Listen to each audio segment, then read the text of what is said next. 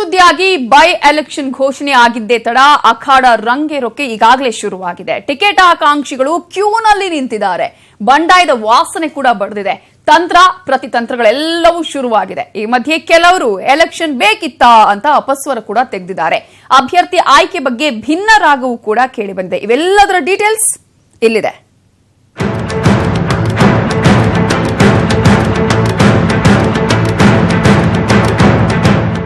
CM Kumaraswamy ರಾಜೀನಾಮೆಯಿಂದ ತೆರವಾಗಿರೋ ರಾಮನಗರ ವಿಧಾನಸಭೆಯ ಉಪಚುನಾವಣೆಗೆ ಜೆಡಿಎಸ್ ಅಭ್ಯರ್ಥಿ ಯಾರು ಅನ್ನೋದೇ ಕುತೂಹಲ. ನಾನೇ ಅಭ್ಯರ್ಥಿ ಅಂತ ಎಚ್ಡಿಕೆ ಪತ್ನಿ ಅನಿತಾ ಹೇಳಿದ್ದಾರೆ. ಆದರೆ ದೇವೇಗೌಡರು ಇನ್ನೂ ಕೂಡ ಗ್ರೀನ್ ಸಿಗ್ನಲ್ ಕೊಟ್ಟಿಲ್ಲ. ಎರಡು ದಿವಸ ನಾನೇ ಅಭ್ಯರ್ಥಿ, 2 ದಿವಸ ವೇಟ್ ಮಾಡಿ ತೀರ್ಮಾನ ಮಾಡ್ತಾರೆ. ಒಂದಿನ ಟೈಮ್ ಕೊಡಿ, 2 ದಿನ ಟೈಮ್ ಕೊಡಿ, ಏನ್ ದೊಡ್ಡ ವಿಷಯ. 3 ವರ್ಷ ಪಾರ್ಟಿಯಿಂದ ನಮ್ಮ ಪಾರ್ಟಿಯಿಂದ ಏನಿದೆ ಕೂತ್ಕೊಂಡು ನಮ್ದು ದೇವೇಗೌಡರು ಕುಮಾರಸ್ವಾಮಿ ಕೂತ್ಕೊಂಡು ತೀರ್ಮಾನ. ರಾಮನಗರ ಮಂಡ್ಯ ಕೈ ಬಂಡಾಯ. ಟ್ರಬಲ್ ಕಂಟ್ರೋಲ್ ಮಾಡ್ತಾರಾ ಡಿಕೆಶಿ? ರಾಮನಗರದಲ್ಲಿ ಜೆಡಿಎಸ್ ಅಭ್ಯರ್ಥಿಯನ್ನ ಬೆಂಬಲಿಸಲು ಕಾಂಗ್ರೆಸ್ ನಿರ್ಧಾರ ಮಾಡಿದೆ. ಆದರೆ ಡಿಕೆಶಿ ಆಪ್ತ ಚಂದ್ರಶೇಖರ್ ಬಿಜೆಪಿ ಸೇರಿ ಸ್ಪರ್ಧಿಸೋಕೆ ಮುಂದಾಗಿದ್ದಾರೆ. ಚುನಾವಣೆ ಹೊತ್ತಲ್ಲಿ ಉಂಟಾಗಿರುವ ಈ ಭಿನ್ನ ಮತವನ್ನ ಶಮನ ಮಾಡಲು ಖುದ್ದು ಡಿಕೆಶಿಯೇ ನಾಳೆ ಜಿಲ್ಲಾ ನಾಯಕರ ಸಭೆ ಕರೆದಿದ್ದಾರೆ. ನಾಳೆ ಏನಾಗುತ್ತೆ ಅನ್ನೋದೇ ದೊಡ್ಡ ಕುತೂಹಲ. ರಾಮನಗರ ಅಷ್ಟೇ ಅಲ್ಲ, ಪಕ್ಕದ ಮಂಡ್ಯ ಲೋಕಸಭಾ ಉಪಚುನಾವಣೆಯಲ್ಲೂ ಕಾಂಗ್ರೆಸ್ನಲ್ಲಿ ಅಸಮಾಧಾನ ಕಂಡು ಬಂದಿದೆ. ಮಂಡ್ಯದಲ್ಲಿ ಜೆಡಿಎಸ್ ಅಭ್ಯರ್ಥಿಯನ್ನ ಬೆಂಬಲಿಸದೆ ಬಂಡಾಯ ಸಾರಲು ಜಿಲ್ಲೆಯ ಕಾಂಗ್ರೆಸ್ ನಾಯಕರು ನಿರ್ಧರಿಸಿದ್ದಾರೆ. ದೋಸ್ತಿ ಪಕ್ಷಕ್ಕೆ ಈಗ ಬಂಡಾಯ ಶಮನ ಮಾಡೋದೇ ದೊಡ್ಡ ತಲೆನೋವು. ಭಿನ್ನಮತದ ನಡುವೆಯೂ ಉಪಚುನಾವಣೆಯನ್ನ ಕಾಂಗ್ರೆಸ್ ಪ್ರತಿಷ್ಠೆಯಾಗಿ ತೆಗೆದುಕೊಂಡಿದೆ.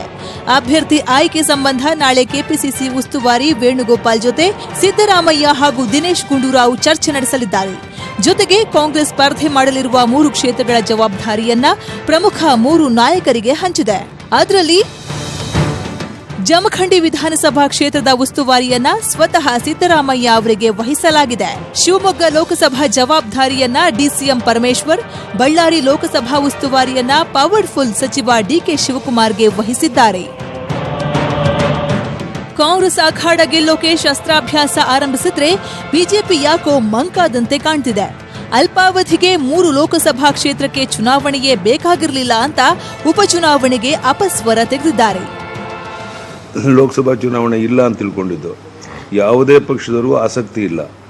ಕೇವಲ ಈ ಚುನಾವಣೆ ಆದಮೇಲೆ 5 ತಿಂಗಳು ಮಾತ್ರ ಸಂಸತ್ ಸದಸ್ಯರಾಗಿರ್ತಾರೆ. ಯಾರು ಆಯ್ಕೆ ಆಗ್ತಾರೆ ಅವರು ಮತ್ತೊಮ್ಮೆ ಚುನಾವಣೆ ಎದುರಿಸಬೇಕು. ಇದು ಅನಗತ್ಯವಾದಂಥದ್ದು.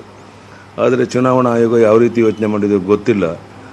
ಅನಿವಾರ್ಯವಾಗಿ ಅವರು ತಗೊಂಡೋ ತೀರ್ಮಾನಕ್ಕೆ ನಾವು ತಲೆಬಾಗಬೇಕು. ಬಹುಶಃ ಚುನಾವಣಾ ಅಧಿಕಾರಿಗಳು, ಚುನಾವಣಾ ಆಯೋಗ ಇದ್ರ ಬಗ್ಗೆ ಸ್ವಲ್ಪ ಪ್ರಾಕ್ಟಿಕಲ್ ಥಿಂಕ್ ಮಾಡಬೇಕಾಗಿತ್ತು. ಕೇವಲ 6 ತಿಂಗಳವರೆಗೆ ಮಾತ್ರ ಚುನಾವಣೆ ಸಲುವಾಗಿ ಇದು ವೇಸ್ಟ್ ಆಫ್ ಮನಿ ಅಂತ ನಂಗೆ ಅನಿಸ್ತದೆ. It is my personal opinion, ನನ್ನ ಅಭಿಪ್ರಾಯ ಅದು. ಹೀಗಾಗಿ ಏನೇ ಈಗಂಕರು ಡಿಕ್ಲೇರ್ ಮಾಡಿಬಿಟ್ರು, ಮಾಡಬಾರ್ದಾಗಿತ್ತು, ಮಾಡಿಬಿಟ್ಟಿದ್ದಾರೆ. ಭಾರತೀಯ ಜನತಾ ಪಾರ್ಟಿ ಈ ಚುನಾವಣೆ ನಾವು ತಯಾರಿದ್ದೇವೆ. ನಾವು ಕೂಡ ಹಲವಾರು ಲೋಕಸಭೆ ಚುನಾವಣೆಗಳು ನೋಡಿದ್ದೇವೆ. ಅಲ್ಪಾವಧಿಯಲ್ಲಿ ಲೋಕಸಭೆ ಚುನಾವಣೆಗಳು ಆಗಿದ್ದಾವೆ. ಹಂಗಾಗಿ ಇವತ್ತು ವಿಶೇಷವಾಗಿ ಪ್ರಾಯಶಃ ನಮ್ಮ 3 ಜಿಲ್ಲೆಗಳಲ್ಲಿ ಮಂಡ್ಯ ಮತ್ತು ಬಳ್ಳಾರಿ, ಶಿವಮೊಗ್ಗದಲ್ಲಿ ಗೆಲ್ಲೋದ್ರಲ್ಲಿ ಯಾವುದೇ ಸಂಶಯ ಇಲ್ಲ ಅನ್ನೋಂಥ ಒಂದು ಅಭಿಪ್ರಾಯವನ್ನು ಕೂಡ ನಾನು ವ್ಯಕ್ತಪಡಿಸ್ತಾ ಇದ್ದೀನಿ. ದೋಸ್ತಿಗಳಿಗೆ ಬೈ ಎಲೆಕ್ಷನ್ ಪ್ರತಿಷ್ಠೆಯ ಪ್ರಶ್ನೆ. ಲೋಕಸಭೆಯ ಚುನಾವಣೆ ಬಿಜೆಪಿಯ 2019ರ ಕನಸಿಗೂ ಮುನ್ನುಡಿ. ಹೀಗಾಗಿ ಎಲ್ಲರೂ ಬೈ ಎಲೆಕ್ಷನ್ಗೆ ಟೆನ್ಷನ್ ಆಗಿದ್ದಾರೆ. Bureau report, news 18 Kannada. ಈ ಮಧ್ಯೆ ಶಿವಮೊಗ್ಗ ಲೋಕಸಭೆ ಕ್ಷೇತ್ರದ ಬೈ ಎಲೆಕ್ಷನ್ಗೆ ಬಿಜೆಪಿ ತನ್ನ ಅಭ್ಯರ್ಥಿಯನ್ನ ಘೋಷಣೆ ಮಾಡಿದೆ. ಯಡಿಯೂರಪ್ಪ ಮಗ ಮಾಜಿ ಸಂಸದ ಬಿವೈ ರಾಘವೇಂದ್ರ ಅವರ ಹೆಸರನ್ನ ಫೈನಲ್ ಮಾಡಲಾಗಿದೆ.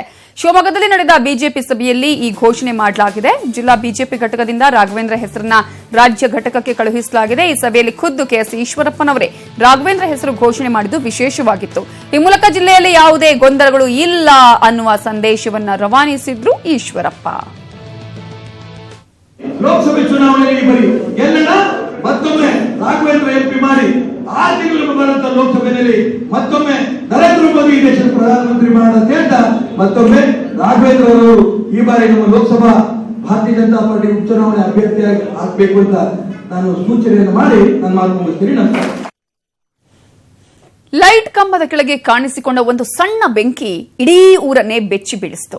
ಅಯ್ಯೋ, ನಮ್ಮೂರಲ್ಲೂ ಜ್ವಾಲಾಮುಖಿ ಆಗೋಯ್ತಲ್ಲ ಅಂತ ಹೆದರಿದ್ರು. ಮುಂದೇನಾಗುತ್ತೋ ಅನ್ನೋ ಆತಂಕದಲ್ಲಿದ್ರು ಗ್ರಾಮಸ್ಥರು. ಆದರೆ ಆಮೇಲೆ ಆಗಿದ್ದೇ ಬೇರೆ. ಬೆಂಕಿ ಉಗುಳಿದ ಭೂಮಿ, ಕಂಗಾಲಾದ ಜನ.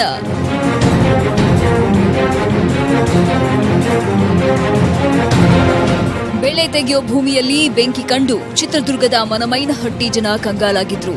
ಲವಾರಸ ಮಾದರಿಯ ಬೆಂಕಿ ಕಂಡು ಬೆಚ್ಚಿ ಬಿದ್ದಿದ್ರು. ಒಮ್ಮೆಲೆ ಭೂಮಿಯಿಂದ ಬೆಂಕಿ ಬಂದ್ರೆ ಇನ್ನೇನಾಗುತ್ತೆ ಹೇಳಿ?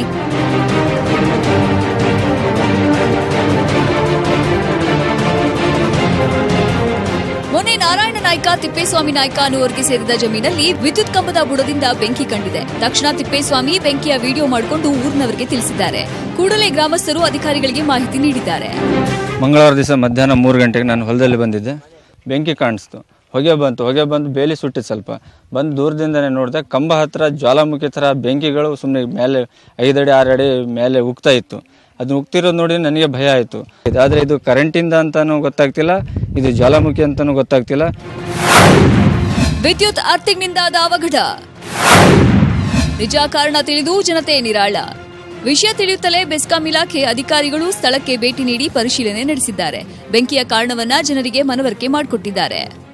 ಸೊ ಅದ್ರ ಅರ್ಥಿಂಗು ಸರಿಯಾಗಿ ಸಿಕ್ಕಿಲ್ಲದೆ ಇರೋ ಕಾರಣದಿಂದ ಕೆಳಗಡೆ ಏನಾಗಿದೆ ಅಂದರೆ ಭೂಮಿ ಒಳಗಡೆ ಮೆಲ್ಟ್ ಆಗಿದೆ. ಪೂರ್ತಿ ಮೆಲ್ಟ್ ಆಗಿರೋ ಕಾರಣದಿಂದ ಆ ಒಂದು ಸಾಯಿಲು ಮತ್ತು ರ್ಯಾಕ್ಸು ಏನಿದಾವೋ ಆ ಸರಳುಗಳು ಅವೆಲ್ಲ ಪೂರ್ತಿ ಮೆಲ್ಟ್ ಆಗಿ ಅದು ಉಕ್ಕಿದೆ. ಆ ಉಕ್ಕಿರೋ ಕಾರಣದಿಂದ ಇದು ಲಾವಾರಸ ಅಂತ ಹೇಳ್ಬಿಟ್ಟು ಜನಗಳಲ್ಲಿ ತುಂಬ ಭಯಭೀತಿ ಆಗಿದ್ದಾರೆ. ಸೊ ಅದು ಭಯಭೀತಿ ಆಗುವಂಥ ಪರಿಸ್ಥಿತಿ ಏನೂ ಇಲ್ಲ. ವಿದ್ಯುತ್ ಲೈನ್ ಅರ್ಥಿಂಗ್ನಿಂದಾಗಿ ಉಂಟಾದ ಈ ಬೆಂಕಿ ಆತಂಕ ಸೃಷ್ಟಿಸಿದಲ್ಲದೆ ಜನರಲ್ಲಿ ಈಗಲೂ ಭಯ ಹುಟ್ಟಿಸಿದೆ. ವಿನಾಯಕ ತೊಡನಾಳ್, ನ್ಯೂಸ್ 18 ಕನ್ನಡ, ಚಿತ್ರದುರ್ಗ. ಚಿತ್ರದುರ್ಗದ ಜನ ಭೂಮಿಯಲ್ಲಿ ಕಂಡ ಬೆಂಕಿಯಿಂದ ಆತಂಕಕ್ಕೀಡಾಗಿದ್ರೆ, ಇತ್ತ ಶಿವಮೊಗ್ಗ ಜಿಲ್ಲೆ ಹೊಸನಗರ ಪಟ್ಟಣದಲ್ಲಿ ನಿಗೂಢ ಸ್ಫೋಟ ಎಲ್ಲರನ್ನ ಭಯಭೀತರನ್ನಾಗಿಸಿದೆ. ಪ್ರೀತಿ ಕ್ಯಾಂಟೀನ್ನಲ್ಲಿ ಏಕಾಏಕಿ ಸ್ಫೋಟ ಸಂಭವಿಸಿದ್ದು ಕ್ಯಾಂಟೀನ್ ಗೋಡೆಗಳೆಲ್ಲ ಧ್ವಂಸವಾಗಿದೆ. ಅಷ್ಟೇ ಅಲ್ಲ, ಕ್ಯಾಂಟೀನ್ ಸಮೀಪದ ಎಸ್ಬಿಐ ಕಟ್ಟಡಕ್ಕೂ ಹಾನಿಯಾಗಿದೆ. ಕ್ಯಾಂಟೀನ್ನಲ್ಲಿದ್ದ ಗ್ಯಾಸ್ ಸಿಲಿಂಡರ್ ಸಿಡಿದಿಲ್ಲ. ಸಿಲಿಂಡರ್ಗೆ ಯಾವ ಹಾನಿಯೂ ಆಗಿಲ್ಲ ಅನ್ನೋದು ಮತ್ತಷ್ಟು ಅನುಮಾನಕ್ಕೆ ಕಾರಣ ಆಗಿದೆ. ಪೊಲೀಸರು ಹಾಗೂ ಅಗ್ನಿಶಾಮಕ ದಳ ಸಿಬ್ಬಂದಿ ಪರಿಶೀಲನೆ ನಡೆಸಿದ್ದಾರೆ.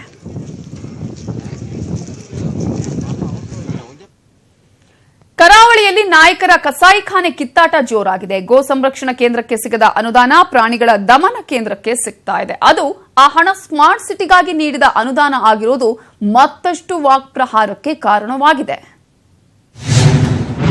ಕರಾವಳಿಯಲ್ಲಿ ಕಸಾಯಿಖಾನೆ ಕಿಚ್ಚು.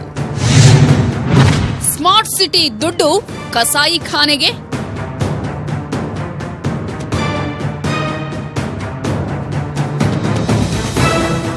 ಕರಾವಳಿಯಲ್ಲಿ ಕಸಾಯಿಖಾನೆ ಕಿತ್ತಾಟ ನಾಯಕರ ಮಧ್ಯೆ ಕಿಚ್ಚು ಹೊತ್ತಿಸಿದೆ. ಉಸ್ತುವಾರಿ ಸಚಿವ ಯುಟಿ ಖಾದರ್ ಸ್ಮಾರ್ಟ್ ಸಿಟಿಗಾಗಿ ಬಂದಿರುವ 15 ಕೋಟಿ ರೂಪಾಯಿ ಅನುದಾನ ಕುದ್ರೋಳಿ ಕಸಾಯಿಖಾನೆಗೆ ಬಳಸಲು ನಿರ್ಧರಿಸಿರುವುದು ವಿವಾದಕ್ಕೆ ಎಡೆ ಮಾಡಿಕೊಟ್ಟಿದೆ. ಜಿಲ್ಲೆಯ ಹಲವು ಗೋಶಾಲೆಗಳಿಗೆ ಅನುದಾನ ಇನ್ನೂ ಮಂಜೂರಾಗಿಲ್ಲ. ಹೀಗಾಗಿ ಇರೋ ಅನುದಾನ ಬಳಸಿಕೊಳ್ಳೋಕೆ ಖಾದರ್ ಮುಂದಾಗಿದ್ದಾರೆ. ಇವತ್ತು ನಮ್ಮ ಕುದ್ರೋಳಿಯ ಸ್ಲಾಟರ್ ಹೌಸ್ ಇದೆಯಾ, ಹೈಜಿನಿಕ್ ಆಗಿರಬೇಕು ಮತ್ತು ಸುರಕ್ಷಿತ ಜನಸಾಮಾನ್ಯ ಆಹಾರಕ್ಕೆ ಸುರಕ್ಷಿತವಾಗಿರಬೇಕಂತ ಹೇಳಿಕೊಂಡು ಆ ಒಂದು ಸ್ಕೀಮ್ನಡಿಯಲ್ಲಿ ಅದನ್ನು ಕೂಡ ಇವತ್ತು ಸುಸಜ್ಜಿತವಾದ ಆ ಸ್ಲಾಟರ್ ಹೌಸ್ ಅನ್ನು ಕುರಿತು ನಿರ್ಮಾಣ ಮಾಡಲಿಕ್ಕೆ ಇವತ್ತು ಅನುದಾನ ಮೀಸಲಿಟ್ಟಲಿದೆ 15. ಖಾದರ್ ಈ ನಿಲುವಿನಿಂದ ಬಿಜೆಪಿ ನಾಯಕರು ಕೆಂಡಾಮಂಡಲರಾಗಿದ್ದಾರೆ. ಹಿಂದೂ ವಿರೋಧಿ ನೀತಿ ಕೈಬಿಡದಿದ್ರೆ ಹೋರಾಟದ ಎಚ್ಚರಿಕೆ ಕೊಟ್ಟಿದ್ದಾರೆ. ಮಂಗಳೂರು ಮಹಾನಗರ ಪಾಲಿಕೆಯಲ್ಲಿ ಮಾನ್ಯ ಉಸ್ತುವಾರಿ ಸಚಿವರು ಸ್ಮಾರ್ಟ್ ಸಿಟಿಯಲ್ಲಿರುವಂತಹ ಹಣವನ್ನ ಯಾವುದೋ ಅಭಿವೃದ್ಧಿ ಚಟುವಟಿಕೆಗೆ ಬಳಸಿಕೊಳ್ಳದೆ ಕಸಾಯಿಖಾನೆಗೆ ಬಳಸಿಕೊಂಡಿರುವಂತದರ ಹಿಂದೆ ಬಹಳ ದೊಡ್ಡ ಪ್ರಮಾಣದ ಹುನ್ನಾರ ಇದೆ. ಇದಕ್ಕೆ ಖಾದರ್ ಅವರು ಸ್ಪಷ್ಟ ಮಾಡಬೇಕು. ಗೋವಂಶ ಸಾಕ್ಲಿಕ್ಕೆ ಇಲ್ಲ, ದುಡ್ಡಿಲ್ಲ, ಗೋವನ್ನು ವಧೆ ಮಾಡೋರಿಗೆ ದುಡ್ಡು ಕೊಡೋದಂದ್ರೆ ಇದು ಹಿಂದೂಗಳನ್ನು ದಮನಿಸುವ ನೀತಿ ಅಂತ ನನ್ನ ಭಾವನೆ. ಆದ್ದರಿಂದ ಎಷ್ಟು ಮಾತ್ರಕ್ಕೂ ನಾವು ಈಗ ಹಣವನ್ನು 15 ಕೋಟಿ ರೂಪಾಯಿ ಹಣವನ್ನು ಅಲ್ಲಿಗೆ ಉಪಯೋಗಿಸಲಿಕ್ಕೆ ಬಿಡುವುದಿಲ್ಲ ಅಂದ್ರೆ ಬಿಡುವುದಿಲ್ಲ. ಈ ಮಧ್ಯೆ ಖಾದರ್ ನಿರ್ಧಾರವನ್ನ ಐವಾನ್ ಡಿಸೋಸಾ ಸಮರ್ಥಿಸಿಕೊಳ್ತಾರೆ. ಸ್ಮಾರ್ಟ್ ಸಿಟಿ ಅನ್ನೋದೇ ಒಂದು ಡೋಂಗಿ ಪ್ರಾಜೆಕ್ಟ್, ಅದಕ್ಕೆ ಅನುದಾನ ಹಾಕೋದೇ ವೇಸ್ಟ್ ಅಂತಾರೆ. ನಾನು ಹೇಳೋದು ಸ್ಮಾರ್ಟ್ ಸಿಟಿ ಕಾನ್ಸೆಪ್ಟ್ ಅದೊಂದು ಡೋಂಗಿ ಕಾನ್ಸೆಪ್ಟ್. ಸ್ಮಾರ್ಟ್ ಸಿಟಿ ಕಾನ್ಸೆಪ್ಟ್ ಇಂದ ರಾಜ್ಯ ಸರ್ಕಾರದಲ್ಲಿ ಯಾವುದೇ ಅಭಿವೃದ್ಧಿ ಆಗಲಿಲ್ಲ. ಕೇಂದ್ರ ಸರ್ಕಾರ ಏನೋ ಒಂದು ಜನರಿಗೆ ಮೋಸ ಮಾಡಲಿಕ್ಕೆ ಈ ಒಂದು ಸ್ಮಾರ್ಟ್ ಸಿಟಿ ಕಾನ್ಸೆಪ್ಟ್ ಅನ್ನು ತಂದಿದೆ. ಅಕ್ರಮ ಗೋ ಸಾಗಾಟಕ್ಕೆ ಬ್ರೇಕ್ ಹಾಕಲಾಗದೆ ರಾಜ್ಯ ಸರ್ಕಾರ ವಿಫಲವಾಗಿದ್ರೆ ಉಸ್ತುವಾರಿ ಸಚಿವರು ಸ್ಮಾರ್ಟ್ ಸಿಟಿ ಅನುದಾನ ಕಸಾಯಿಖಾನೆಗೆ ಕೊಟ್ಟಿದ್ದು ಟೀಕಾ ಪ್ರಹಾರಕ್ಕೆ ಕಾರಣವಾಗಿದೆ. Bureau report, news 18 Kannada. ಒಂದೇ ಕುಟುಂಬದ 3 ವ್ಯಕ್ತಿಗಳು 3 ದಿನಗಳ ಹಿಂದೆ ಊರು ಬಿಟ್ಟಿದ್ರು. ಮನೆ ಮಠ ಬಿಟ್ಟು ಬಂದವರಿಗೆ ಕಾಣಿಸಿದ್ದು ಸಾವಿನ ದಾರಿ. ಸಾಲ ಅನ್ನುವ ಬಲೆಯಲ್ಲಿ ಸಿಲುಕಿದ್ದ ಕುಟುಂಬಕ್ಕೆ ಅದರಿಂದ ಆಚೆ ಬರಲಾಗದೆ ನದಿಗೆ ಹಾರವಾಗಿದ್ದಾರೆ. ಈ ಘಟನೆಯಿಂದಾಗಿ ಇಡೀ ಗ್ರಾಮವೇ ಬೆಚ್ಚಿ ಬಿದ್ದಿದೆ. ಎಲ್ಲಿ ಈ ಘಟನೆ ನೋಡ್ಕೊಂಬನ್ನಿ.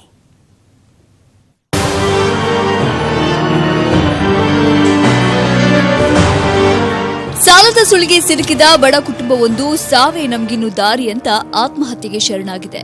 ಬೆಳಗಾವಿ ಜಿಲ್ಲೆಯ ಚಿಕ್ಕೋಡಿಯ ಕಲ್ಲೋಳ ಗ್ರಾಮದ ಬಳಿ ಒಂದೇ ಕುಟುಂಬದ 3 ಕೃಷ್ಣಾ ನದಿಗೆ ಹಾರಿ ಪ್ರಾಣ ಬಿಟ್ಟಿದ್ದಾರೆ.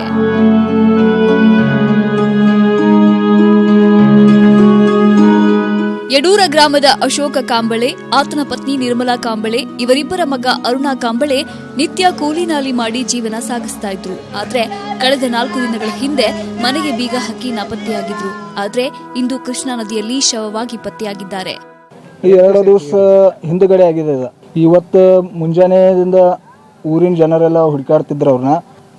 ಈಗಾಗಲೇ ಒಂದು 2 ಗಂಟೆಯಿಂದ ಅವು ಹೆಣ್ಗಳು ಸಿಕ್ಕಿದ್ದಾವೆ. ಘಟನೆಗೆ ಕಾರಣ ಕೇಳಿದ್ರೆ ಗ್ರಾಮಸ್ಥರು ಮಾಡಿದ ಸಾಲವೇ ಇವರ ಸಾವಿಗೆ ಕಾರಣ ಅಂತಿದ್ದಾರೆ. ಹೊಳಿಗೆ ಬಿದ್ದ ತೀರ್ಕೊಂಡರು. ಅದಕ್ಕೆ ನಮ್ಮ ಊರಿಗೆ ಭಯಂಕರ ಕೆಟ್ಟಾಗಿತ್ತು. ಏನೋ ಸಾಲ ಸ್ವಲ್ಪ ಇರಬೇಕು. ಖರೆ ಈ ಹುಡುಗಂದೇನು ಮದುವೆ ಆಗಿಲ್ಲಾಗಿತ್ತು. ಇವನು ಡ್ರೈವರ್ಗೆ ಮಾಡ್ತಿದ್ದ, ಇಲ್ಲೇ ಚಿಕ್ಕೋಡಿ ಫ್ಯಾಕ್ಟ್ರಿ ಆಗಿದ್ದ. ಸದ್ಯ ಸ್ಥಳೀಯ ಪೊಲೀಸರು 3 ಶವವನ್ನ ಹೊರತೆಗೆದಿದ್ದು ಪ್ರಕರಣ ದಾಖಲಿಸಿಕೊಂಡಿದ್ದಾರೆ. ಮೃತರ ಸಂಬಂಧಿಕರ ಆಕ್ರಂದನ ಮುಗಿಲು ಮುಟ್ಟಿದೆ. ಲೋಹಿತ್ ಶಿರೋಳ, ನ್ಯೂಸ್ 18 ಕನ್ನಡ, ಚಿಕ್ಕೋಡಿ. ಮಂಡ್ಯ ಜಿಲ್ಲೆ ಪಾಂಡವಪುರ ತಾಲೂಕಲ್ಲಿ ಎಗ್ಗಿಲ್ಲದೆ ಅಕ್ರಮ ಗಣಿಗಾರಿಕೆ ನಡೀತಾನೆ ಇದೆ. ನಿಷೇಧದ ನಡುವೆಯೂ ಇಲ್ಲಿ ಸ್ಫೋಟಗಳು ಆಗ್ತಾನೆ ಇದೆ. ಅದರಿಂದ ಕೆಆರ್ಎಸ್ಗೂ ಧಕ್ಕೆಯಾಗ್ತಿದೆ. ನಿಷೇಧ ಇದ್ರೂ ಗಣಿಗಾರಿಕೆ ನಡೀತಾ ಇರುವ ಹಿಂದೆ ಅಧಿಕಾರಿಗಳು ಪೊಲೀಸರ ಮೇಲೆ ಅನುಮಾನದ ವಾಸನೆ ಇದೆ. ಇವರಿಬ್ಬರ ಕಣ್ಣಾಮುಚ್ಚಾಲೆಯಲ್ಲಿ ಕೆಆರ್ಎಸ್ ಅಲ್ಲಿ ಅನಾಹುತ ಸಂಭವಿಸುವ ಆತಂಕ ಹೆಚ್ಚಾಗ್ತಾ ಇದೆ. ಅಕ್ರಮ ಗಣಿಗಾರಿಕೆಗೆ ಇನ್ನೂ ಬಿದ್ದಿಲ್ಲ ಬ್ರೇಕ್. ಬೇಬಿ ಬೆಟ್ಟದಲ್ಲಿ ನಿಷೇಧವಿದ್ರೂ ಬ್ಲಾಸ್ಟ್. ಪಾಂಡವಪುರ ತಾಲೂಕಿನ ಬೇಬಿ ಬೆಟ್ಟದ ತಪ್ಪಲಿನಲ್ಲಿ ನಿಷೇಧವಿದ್ರೂ ಕಲ್ಲು ಗಣಿಗಾರಿಕೆ ಸಾಗಾಣಿಕೆಗೆ ಮಾತ್ರ ಬ್ರೇಕ್ ಬಿದ್ದೇ ಇಲ್ಲ. ಪ್ರಾಕೃತಿಕ ವಿಕೋಪ ಇಲಾಖೆ ಸಹ ಕಲ್ಲು ಗಣಿಗಾರಿಕೆಯಿಂದ ಕೆಆರ್ಎಸ್ ಜಲಾಶಯಕ್ಕೂ ಅಪಾಯವಿದೆ ಅನ್ನೋ ಭಯಾನಕ ವರದಿ ನೀಡಿದೆ. ಕೆಆರ್ಎಸ್ ಜಲಾಶಯದ 20 ಕಿಲೋಮೀಟರ್ ವ್ಯಾಪ್ತಿಯಲ್ಲಿ ಸ್ಫೋಟಕ ಬಳಸದಂತೆ ಮಂಡ್ಯ ಡಿಸಿ ಕೂಡ ಆದೇಶ ಹೊರಡಿಸಿದ್ದಾರೆ. ಆದರೂ ಇಲ್ಲಿ ಗಣಿಗಾರಿಕೆ ನಿಂತೇ ಇಲ್ಲ. ಬ್ಲಾಸ್ಟಿಂಗ್ ಆಗಿದೆ. ಎಷ್ಟೋ ಮನೆಗಳು ಸೀಳು ಬಿಟ್ಟಿದೆ, ಗೋಡೆಗಳೆಲ್ಲ ಸೀಳು ಕಾಣ್ತಾ ಇದೆ. ಅದ್ರ ಬಗ್ಗೆ ಯಾರೂ ಚಕಾರ ಇದ್ದಿಲ್ಲ. ಅದು ಅಲ್ಲದೆ ನಮ್ಮ ಈಗ ಉಸ್ತುವಾರಿ ಮಂತ್ರಿ ಆಗಿರೋಂಥ ಪುಟ್ಟರಾಜು ಅವ್ರ ಹತ್ರ ಕೇಳೋ ಧೈರ್ಯನೇ ಮಾಡ್ತಾ ಇಲ್ಲ. ಯಾಕೆ ಹಿಂಗೆ ನಮ್ಮ ಜನ ದಿನ ನಾವು ಇನ್ನೂ 50 ವರ್ಷ ಹಿಂದಕ್ಕೆ ಹೋಗ್ತಾ ಇದ್ದೀವಿ, ಚಳುವಳಿ ಮಾಡೋ ಧೈರ್ಯನೇ ಕಳ್ಕೊಂಡವ್ರೆ. ಜಿಲ್ಲೆಯ ಹಲವೆಡೆ ಎಗ್ಗಿಲ್ಲದೆ ಕಲ್ಲು ಗಣಿಗಾರಿಕೆ ನಡೆಯುತ್ತಿದ್ದರೂ ತಡೆಯಲು ವಿಫಲವಾಗ್ತಿದೆ. ಸ್ಫೋಟಕ ಮಾಡಬೇಕಾದ್ರೆ ಲೈಸೆನ್ಸ್ ಬೇಕು. ಅದಕ್ಕೆ ನಮ್ಮ ಪೊಲೀಸ್ ಇಲಾಖೆ ಮೌನವಾಗಿ ಸಹಕಾರ ಕೊಡ್ತಾ ಇದೆ. ಕರ್ನಾಟಕ ಸರ್ಕಾರದ ಎಲ್ಲ ಇಲಾಖೆಗಳು ಇವತ್ತು ಏನು ಆಯ್ಕೆ ಆಗಿದ್ದಾರೆ ಆ ಶಾಸಕರುಗಳು ಆ ಅಕ್ರಮ ಗಣಿಗಾರಿಕೆಯಲ್ಲಿ ಇರುವಂಥದ್ದು, ಅವರ ನೆರಳಲ್ಲಿ ಈ ಅಕ್ರಮ ಗಣಿಗಾರಿಕೆ ನಡೀತಾ ಇದೆ. ಅಧಿಕಾರಿಗಳು ಪೊಲೀಸರು ಯಾರ ಕೈಗೊಂಬೆಯಾಗಿರ್ಲಿ ಬಿಡ್ಲಿ, ಕೆಆರ್ಎಸ್ಗೆ ಅನಾಹುತ ಅಂದಾಕ್ಷಣ ಎಚ್ಚೆತ್ತುಕೊಳ್ಳಬೇಕಾದ್ದು ಎಲ್ಲರ ಜವಾಬ್ದಾರಿ. ಆದರೂ ಮೈಮರೆತಿರೋದು ದುರದೃಷ್ಟಕರ. ರಾಘವೇಂದ್ರ ಗಂಜಾಂ, ನ್ಯೂಸ್ 18 ಕನ್ನಡ, ಮಂಡ್ಯ. ಇನ್ನಾದರೂ ಅಧಿಕಾರಿಗಳು ಎಚ್ಚೆತ್ತುಕೊಳ್ತಾರಾ ನೋಡೋಣ. ಇನ್ನು ಮುಂದಿನ ಸುದ್ದಿ ನೋಡೋದಾದ್ರೆ, ಆ ಅಧಿಕಾರಿಗಳು ಅಕ್ರಮದ ಬಗ್ಗೆ ಕರೆ ಬಂದ ಕೂಡಲೇ ಸ್ಥಳಕ್ಕೆ ಹೋದ್ರು. ಆದರೆ ದಂಧೆಕೋರರು ದಾಳಿ ನಡೆಸದೇ ಇದ್ರೂ ಆ ಅಧಿಕಾರಿಗಳು ಆಸ್ಪತ್ರೆ ಪಾಲಾಗಿದ್ದಾರೆ. ಆದರೆ ಈ ಘಟನೆಯಿಂದ ಪೊಲೀಸರಲ್ಲೂ ಅನುಮಾನದ ಹೊಗೆ ಕಾಡ್ತಾ ಇದೆ. ಅಷ್ಟಕ್ಕೂ ಅಲ್ಲಿ ನಡೆದಿದ್ದೇನು, ಅಲ್ಲಿನ ಅಧಿಕಾರಿಗಳು ಗಾಯಗೊಂಡಿದ್ದು ಹೇಗೆ ಅನ್ನುವ ಕಂಪ್ಲೀಟ್ ಸ್ಟೋರಿ ಇಲ್ಲಿದೆ ನೋಡಿ.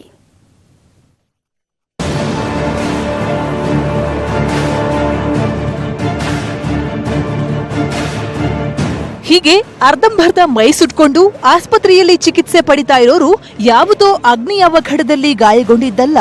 ಇವರೆಲ್ಲ ಕೊಪ್ಪಳದ ಗಣಿ ಇಲಾಖೆಯ ಅಧಿಕಾರಿ ಹಾಗೂ ಭೂವಿಜ್ಞಾನಿಗಳು. ಜಿಲ್ಲೆಯ ಲಿಂಗನಬಂಡಿಯಲ್ಲಿ ಅಕ್ರಮ ಕಲ್ಲು ಗಣಿಗಾರಿಕೆ ನಡೀತಾ ಇರೋ ದೂರಿನನ್ವಯ ಅಕ್ರಮ ದಂಧೆಕೋರರನ್ನ ಹಿಡಿಯಲು ಹೋದಾಗ ನಡೆದ ಸ್ಫೋಟ.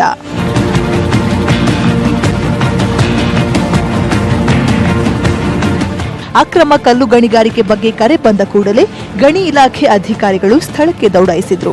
ಆದ್ರೆ ದಂಧೆಕೋರರು ಅಧಿಕಾರಿಗಳನ್ನ ಕಂಡ ಕೂಡಲೇ ಅಲ್ಲಿಂದ ಕಾಲ್ಕಿತ್ತಿದ್ರು. ಕಣ್ಮುಂದೆಯೇ ದಂಧೆಕೋರರು ಪರಾರಿಯಾಗಿದ್ದನ್ನ ಕಂಡು ಅಧಿಕಾರಿ ಅಲ್ಲೇ ಪಕ್ಕದಲ್ಲಿದ್ದ ಡೀಸೆಲ್ ಬ್ಯಾರಲ್ಗೆ ಓದಿದ್ದಾರೆ. ಸ್ಥಳದಲ್ಲಿದ್ದ ಅಧಿಕಾರಿ, ಭೂವಿಜ್ಞಾನಿ ಹಾಗೂ ಕಾರು ಚಾಲಕ ಒಂದೊಂದು ದಿಕ್ಕಿನಲ್ಲಿ ಬಿದ್ದಿದ್ದಾರೆ.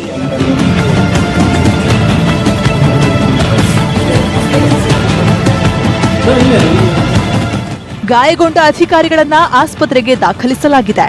ಘಟನೆ ಬಗ್ಗೆ ಮೂವರ ಹೇಳಿಕೆ ಪಡೆಯಲಾಗಿದ್ದು ಹಲವು ಅನುಮಾನಗಳು ಹುಟ್ಟಿವೆ. ತನಿಖೆ ಬಳಿಕವಷ್ಟೇ ಸತ್ಯಾಂಶ ಹೊರಬೀಳಲಿದೆ.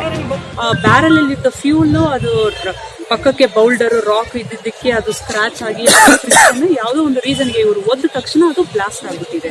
ನಾವು ಈಗಾಗಲೇ FSL ದವ್ರನ್ನ ಕಾಂಟ್ಯಾಕ್ಟ್ ಮಾಡಿದೀವಿ. FSL ಎಕ್ಸ್ಪರ್ಟ್ಸ್ ನ ಕರೆಸಿ ಅದು ಯಾವ ರೀತಿ ಆಗ್ಲಿಕ್ಕೆ ಸಾಧ್ಯತೆ ಇದೆ ಅಂತ ಹೇಳಿ ಅದರ ಬಗ್ಗೆ ಪರಿಶೀಲನೆ ಮಾಡ್ತೀವಿ. ಬರೀ ಕಾಲ್ನಿಂದ ಹೋದ್ರೆ ಬ್ಲಾಸ್ಟ್ ಆಗ್ಲಿಕ್ಕೆ ಸಾಧ್ಯ ಇದೆಯಾ? ಅಕ್ರಮ ಗಣಿಗಾರಿಕೆ ಬಗ್ಗೆ ಪೊಲೀಸರಿಗೆ ಮಾಹಿತಿ ನೀಡದೇನೆ ಸ್ಥಳಕ್ಕೆ ಹೋಗಲು ಕಾರಣ ಏನು? ಭೂವಿಜ್ಞಾನಿಗೂ ಗಣಿ ಮಾಲೀಕನಿಗೂ ಲಿಂಕ್ ಇತ್ತು ಅನ್ನೋ ಆರೋಪಗಳು ಕೇಳಿ ಬರ್ತಾ ಇದ್ದು, ಈ ಬ್ಲಾಸ್ಟ್ ಪ್ರಕರಣ ಹಲವು ಸಂಶಯಗಳಿಗೆ ದಾರಿ ಮಾಡಿಕೊಟ್ಟಿದೆ. ಬಸವರಾಜ್ ಕರುಗಲ್, ನ್ಯೂಸ್ 18 ಕನ್ನಡ, ಕೊಪ್ಪಳ. ಅರಮನೆ ನಗರಿ ಮೈಸೂರಲ್ಲಿ ದಸರಾ ಪೂರ್ವ ಸಂಭ್ರಮ ಮುಗಿಲು ಮುಟ್ಟಿದೆ. ದಸರೆಗೆ 2 ದಿನ ಮಾತ್ರ ಬಾಕಿ ಇರುವಾಗಲೇ 16 ಕಾರ್ಯಕ್ರಮಗಳು ದಸರೆಯ ಆರಂಭಕ್ಕೆ ರಂಗು ತುಂಬುತ್ತಾ ಇದೆ. ಇವತ್ತು ಗಜಪಡೆಗೆ ಸಿಡಿಮದ್ದಿನ ತಾಲೀಮು, ಕಾರ್ ರೇಸ್ ಜೊತೆಗೆ ದಸರೆಗೆ ಸೆಡ್ಡು ಹೊಡೆಯುವುದಕ್ಕೆ ಮಾಡಿದ ಮಹಿಷ ದಸರಾ ವಿಶೇಷವಾಗಿತ್ತು.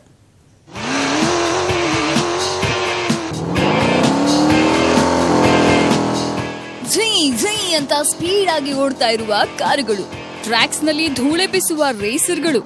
ಈ ರೋಮಾಂಚನಕಾರಿ ದೃಶ್ಯಗಳು ಕಂಡುಬಂದಿದ್ದು ಲಲಿತ್ ಮಹಲ್ ಹೆಲಿಪ್ಯಾಡ್ ಸ್ಥಳದಲ್ಲಿ.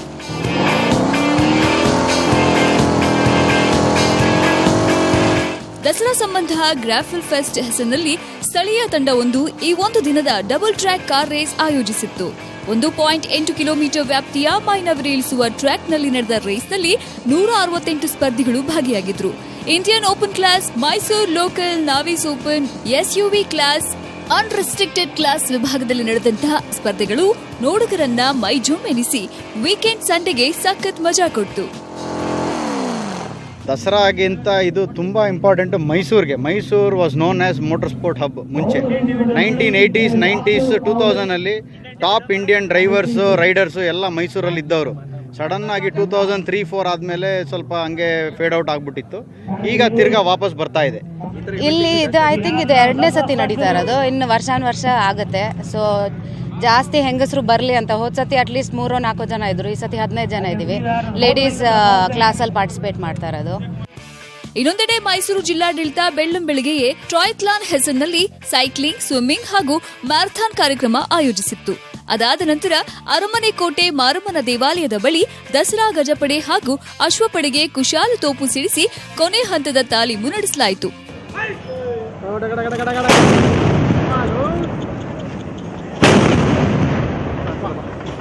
ಇವುಗಳ ನಡುವೆ ಪ್ರಗತಿಪರ ಒಕ್ಕೂಟಗಳಿಂದ ಮಹಿಷ ದಸರಾ ಆಚರಣೆ ನಡೆಯಿತು. ಮೈಸೂರಿನ ಪುರಭವನದಿಂದ ಆಕರ್ಷಕ ರಥದಲ್ಲಿ ಚಾಮುಂಡಿ ಬೆಟ್ಟದವರೆಗೂ ಮಹಿಷಾಸುರ ಭಾವಚಿತ್ರ ಮೆರವಣಿಗೆ ನಡೆಸಿ ಮೆರವಣಿಗೆಯಲ್ಲಿ ಹಲವು ಗಣ್ಯರು, ವಿವಿಧ ಕಲಾ ತಂಡಗಳು ಮಹಿಷ ದಸರಾಗೆ ಮತ್ತಷ್ಟು ಮೆರುಗನ್ನ ನೀಡಿದ್ರು. ಮಧು ಜೊತೆ ಪುಟ್ಟಪ್ಪ, ನ್ಯೂಸ್ 18 ಕನ್ನಡ, ಮೈಸೂರು. ಮೈಸೂರಲ್ಲಿ ವಿಶ್ವ ಪ್ರಖ್ಯಾತ ದಸರಾ ಆಚರಣೆಗೆ 2 ದಿನ ಬಾಕಿ ಇರುವಾಗಲೇ ಪ್ರಗತಿಪರರು ಮಹಿಷಾ ದಸರಾ ಆಚರಿಸಿ ಸೆಡ್ಡು ಹೊಡೆದಿದ್ದಾರೆ. ಇವತ್ತು ನಗರದ ಪುರಭವನದಿಂದ ರಥದಲ್ಲಿ ಮಹಿಷಾಸುರ ಭಾವಚಿತ್ರವನ್ನ ಚಾಮುಂಡಿ ಬೆಟ್ಟದ ಮಹಿಷಾಸುರ ಪ್ರತಿಮೆವರೆಗೂ ಮೆರವಣಿಗೆ ಮಾಡಿದ್ರು.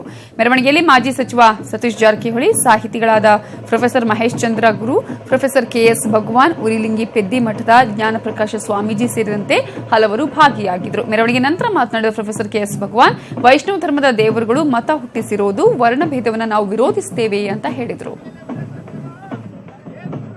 ಶಿವ ಸ್ಮಶಾನವಾಸಿ, ಶಿವ ಯಾವ ವರ್ಗ ಭೇದ ಮಾಡಿದವನಲ್ಲ, ವರ್ಣ ಭೇದ ಮಾಡಿದವನಲ್ಲ. ಎಲ್ಲ ವೈಷ್ಣವ ದೇವರುಗಳು ವರ್ಣ ಭೇದ ಮಾಡಿದ್ದಾರೆ. ರಾಮ ಇರ್ಬೋದು, ಕೃಷ್ಣ ಇರ್ಬೋದು, ಎಲ್ಲರೂ ಇರ್ಬೋದು. ಆದ್ದರಿಂದ ಈ ವರ್ಣ ಭೇದದ ಮತವನ್ನು ನಾವು ತಿರಸ್ಕರಿಸ್ತೀವಿ. ಚಿಕ್ಕಮಗಳೂರು ಜಿಲ್ಲೆ ಕೊಪ್ಪ ತಾಲೂಕಿನ ದೇವಗಲ್ ಗ್ರಾಮ ಹೊರವಲಯದಲ್ಲಿ ಇವತ್ತು ಕೊಪ್ಪ ಮೋಟಾರ್ ಸ್ಪೋರ್ಟ್ಸ್ ಕ್ಲಬ್ ವತಿಯಿಂದ ಜಿಪ್ಸಿ ಚಾಲಕರಿಗೆ ಇಕೋ ಡ್ರೈವ್ ಏರ್ಪಡಿಸಲಾಗಿತ್ತು. ರೈಡಲ್ಲಿ ಸುಮಾರು 50ಕ್ಕೂ ಹೆಚ್ಚು ಜಿಪ್ಸಿಗಳು ಹಾಗೂ 100ಕ್ಕೂ ಹೆಚ್ಚು ಡ್ರೈವರ್, ಕೋ ಡ್ರೈವರ್ಗಳು ಹಾಗೂ ಡ್ರೈವರ್ಗಳ ಕುಟುಂಬಸ್ಥರು ಭಾಗಿಯಾಗಿದ್ದರು. 16.3 ಕಿಲೋಮೀಟರ್ ವ್ಯಾಪ್ತಿಯ approved track, water streaming track ಹಾಗೂ ಮಡ್ ಟ್ರ್ಯಾಕ್ಗಳ ರಸ್ತೆಯಲ್ಲಿ ಜಿಪ್ಸಿಗಳ ಸದ್ದು ಜೋರಾಗಿಯೇ ಇತ್ತು. ಈ ಸಾಹಸಮಯ ರೈಡಿಂಗ್ ನೋಡುವವರಿಗೆ ಸಖತ್ ಥ್ರಿಲ್ ಕೊಡ್ತು.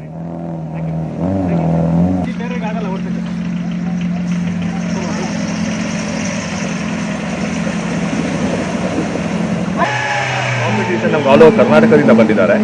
ನಮಗೆ ಹೇಳಬೇಕಂತ ಹೇಳಿದ್ರೆ ಆಲ್ಮೋಸ್ಟ್ ಮೋರ್ ದೆನ್ 100 ಪಾರ್ಟಿಸಿಪೆಂಟ್ಸ್ ಇದ್ದಾರೆ. ನಮ್ಮದು ಎಲ್ಲ ಸೇರಿ 55 ವೆಹಿಕಲ್ಸ್ ಆಗಿದೆ. ಬೈ ಚಾನ್ಸ್ ನಾವು ಕೊಪ್ಪಳದ ಐಬಿಯಿಂದ ಶುರು ಮಾಡಿದ್ವಿ. ಐಬಿಯಿಂದ ಶುರು ಮಾಡಿ ನಾವು ಬೈ ರೋಡ್ 8 ಕಿಲೋಮೀಟರ್ಸ್ ಬಂದ್ವಿ. ನಾವು ಟ್ರ್ಯಾಕ್ಗೆ 16.3 ಕಿಲೋಮೀಟರ್ಸ್ ಕೊಟ್ಟಿದ್ದೀವಿ. ಬರೀ ಟ್ರ್ಯಾಕ್ ವಿತ್ ಆಬ್ಸ್ಟೆಕಲ್ಸ್ ಎಲ್ಲ ಸೇರಿ ಟ್ರ್ಯಾಕ್ ಕೊಟ್ಟಿದ್ದೀವಿ. ಡ್ರೈವ್ ಮಾಡಿ ತುಂಬ ಖುಷಿ ಆಯಿತು. ತುಂಬ ಚೆನ್ನಾಗಿದೆ ಆ್ಯಕ್ಚುಲಿ, ಟ್ರ್ಯಾಕ್ಸ್ ಎಲ್ಲ ಡಿಫ್ರೆಂಟಾಗಿ ಮಾಡಿ. ಸೊ ಯೂನಿಕ್ ಕಾನ್ಸೆಪ್ಟ್ ಅಂತಲೇ ಹೇಳ್ಬೋದು ನಮ್ಮ ಮಲೆನಾಡಲ್ಲಿ. So it's a very good concept. ತುಂಬ ಚೆನ್ನಾಗಿತ್ತು, ತುಂಬ ಸ್ಟೀಪ್ಸ್ ಇತ್ತು, ತುಂಬ ಚೆನ್ನಾಗಿತ್ತು.